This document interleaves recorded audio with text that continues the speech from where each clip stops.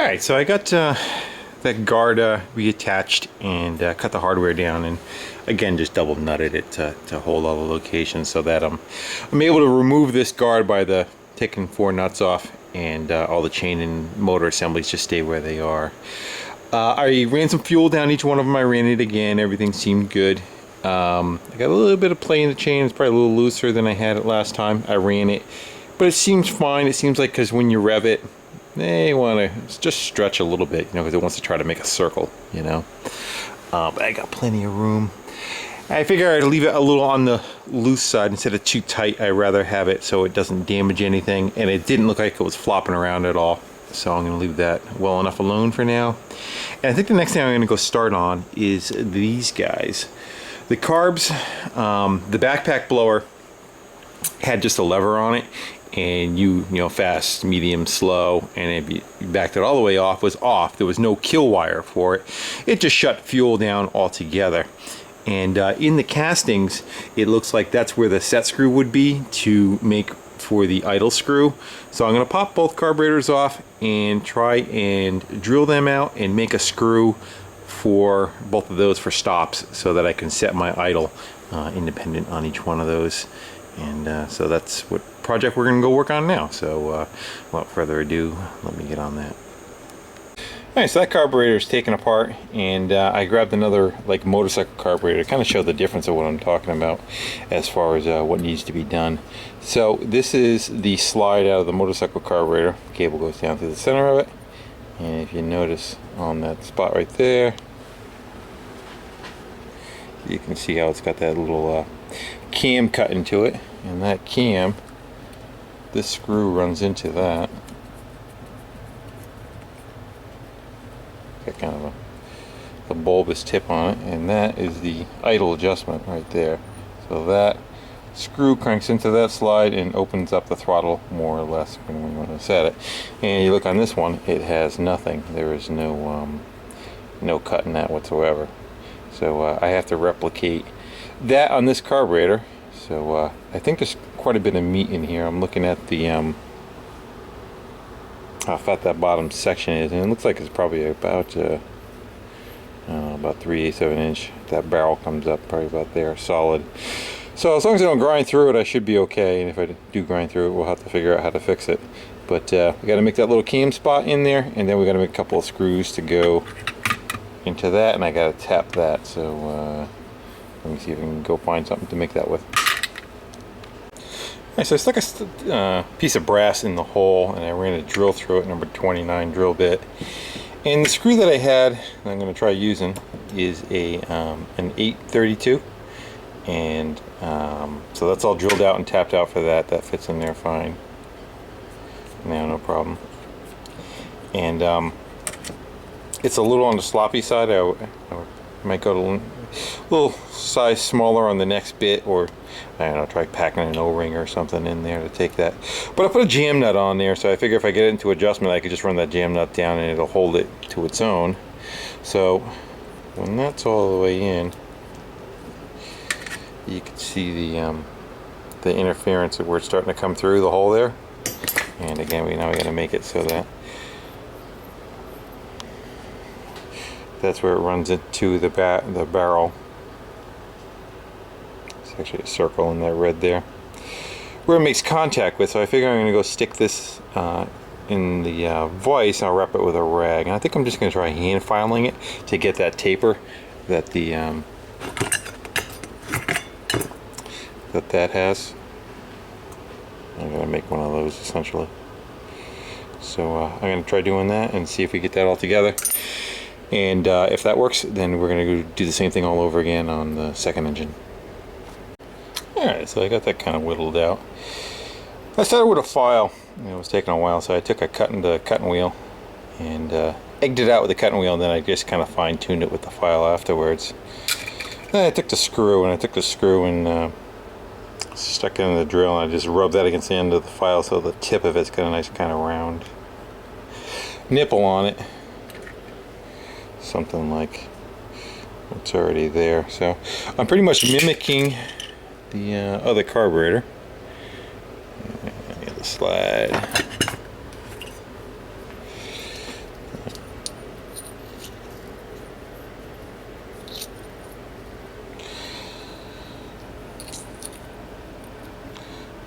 make it so they're both kind of that same idea. So that should work out okay. I'm gonna go put that one together, and now that we got the pattern down, we'll go do number 2. Alright, so we got it back together. You can kind of see, I'll show you the thumb screw in a minute because the light will shut off. But you can see how much that throttle is open right now. And if I start threading that screw back out, I'll go all the way down to closed. Try to get rid of the shadow. All the way down to closed. So, open it back up, bring the screw back in. Come on, stay on. There you go. So there's again. You can see how much there is. How much the throttle's open. Try to open a quarter. Come on, you bastard. And as you thread it out,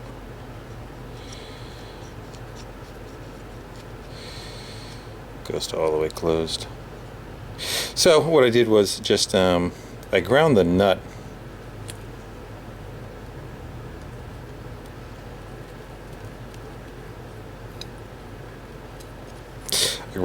right off. They had a jam nut material on it, so I just ground that off, made it a regular nut, and I put a rubber O-ring after it, so the rubber O-ring kind of half goes into that hole right there, and it's good. It takes all the slack out of it. It'll make it so it doesn't leak at all, and still have adjustment. And then what I'll do is I'll just lock the jam nut afterwards when I find out where I want it. So that's it. Alright, now I'm gonna go make number 2. Alright guys, so I got both carbs back together and all the pieces in them. I cleaned them, and they're all set up. All the pivot points are ready for adjustment, and everything moves nice and smooth now. I was going to set up the linkage rod for it, but I think I'm going to take a step back and fit the exhaust, get them tucked into where they need to go, and then I'll put the linkage in front of it.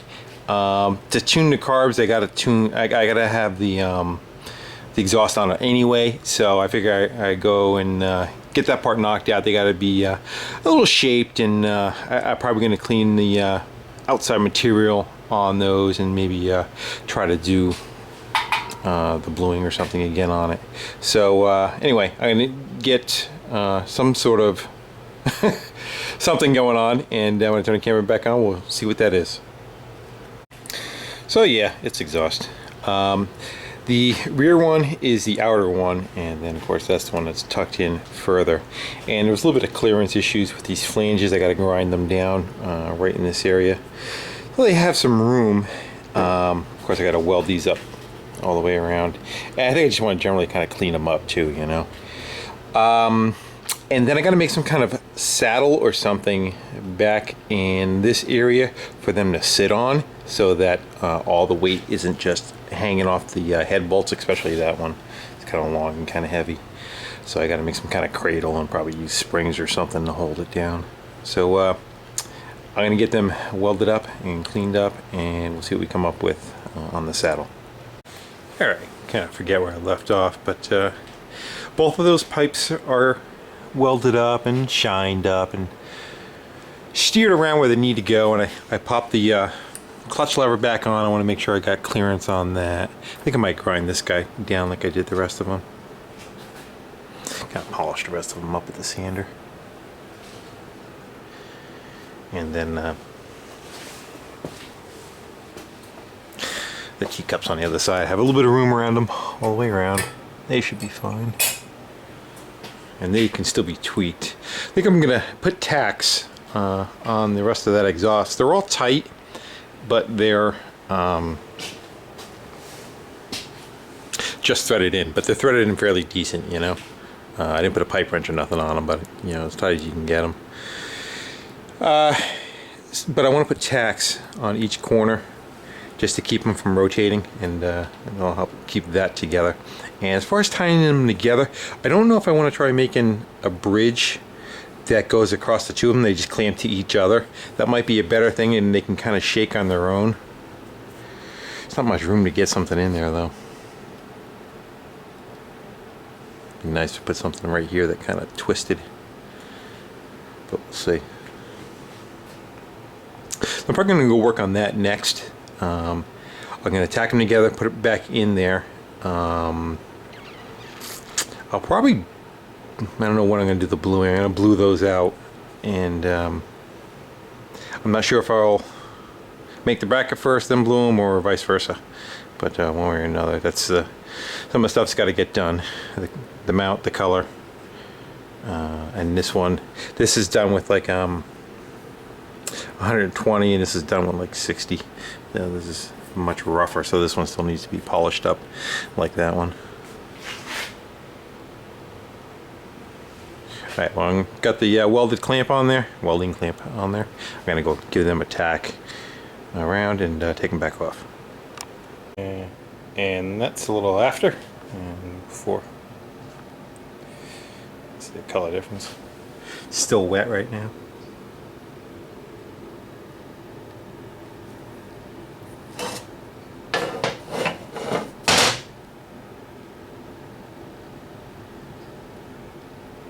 Got a neat look to it, and hopefully it stays once I put a finish on it, a sealer on it. Better than that's gonna stay, you know. All right, let me get the other one done, and we'll Scotch Brite them and stick them back on.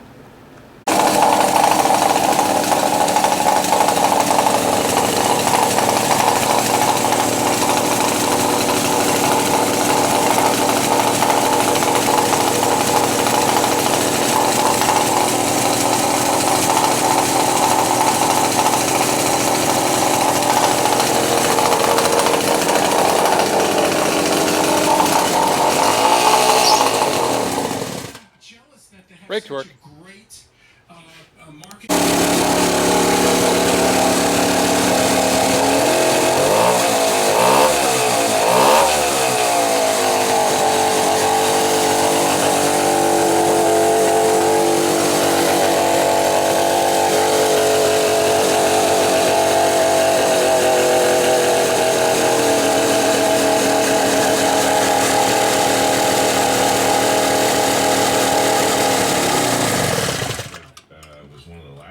there's not many people that have taken off that.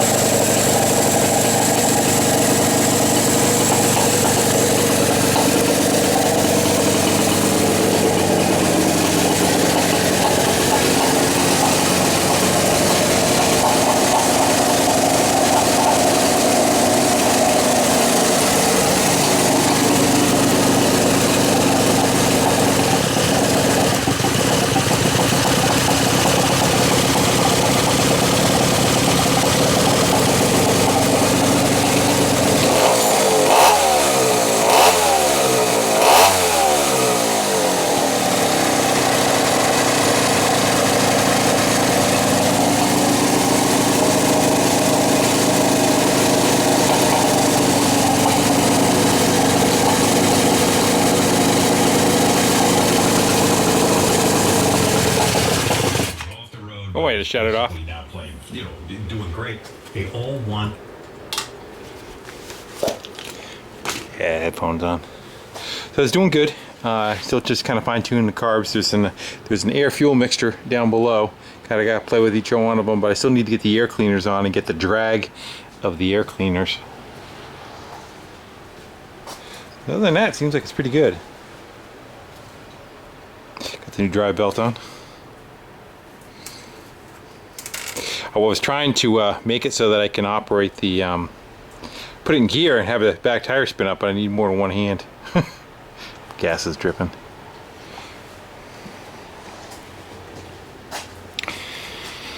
Where are we dripping from? I grabbed the nut. Just got to tighten that nut up a little bit.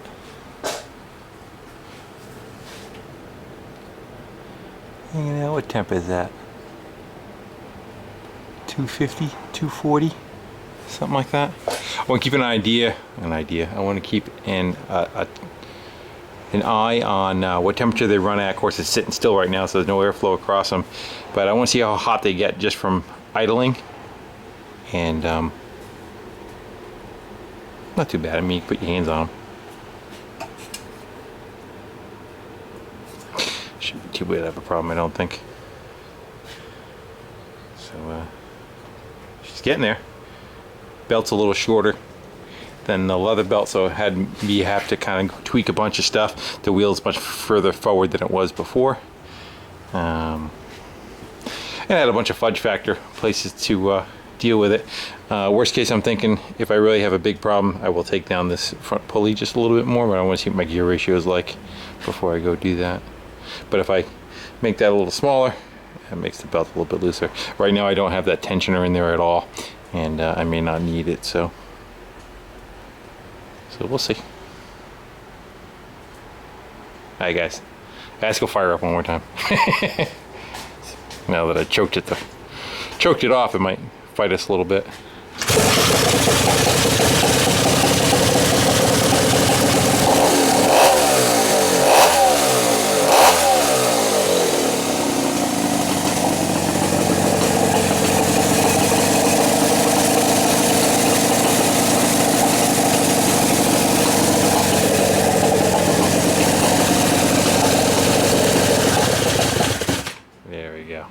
Perfect, I tell you. They idle down nice, and can't wait to put her on the ground and see what she does.